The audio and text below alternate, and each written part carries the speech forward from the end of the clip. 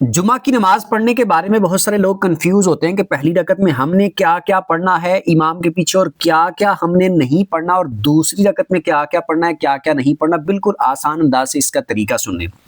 जब हमने जुमा के 2 फर्ज पढ़ने हैं तो वो सिर्फ इमाम के पीछे पढ़ सकते हैं, अकेले नहीं पढ़ सकते।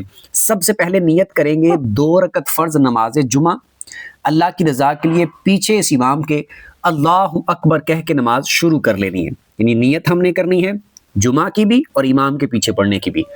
अल्लाह अकबर हमने कहना है, शुरू करनी है। उसके बाद इमाम के सूरे फातिहा शुरू करने से पहले पहले हमने सुबहानक अल्लाह पढ़नी है, और फिर जब इमाम सूरे फातिहा शुरू कर देगा तो हमने खामोश रहना है। यानी हम मुक्तदी जब इमाम के पीछे पढ़ेंगे तो हमने फातिहा इमाम के पीछे नहीं पढ़नी, सूरत भी हमने इमाम के पीछे नहीं पढ़नी। रुकू और सजदे हमने इमाम के साथ करने हैं, और रुकू की तस्बीह भी तकबीर भी सारा कुछ हमने रुकू में सजदे में सब कुछ पढ़ना है। उसके बाद जब दूसरी रकत के लिए खड़े होंगे, दूसरी रकत में हमने फातिहा इमाम के पीछे नहीं पढ़नी, इमाम फातिहा पढ़ेगा, हमने खामोश रहना है, खामोश होकर सुनना है। सूरत भी हमने इमाम के पीछे नहीं पढ़नी। उसके बाद रुकू और सुजूद हमने करने हैं, और रुकू सुजूद की तस्बीह तकबीर सारा कुछ हमने पढ़ना है।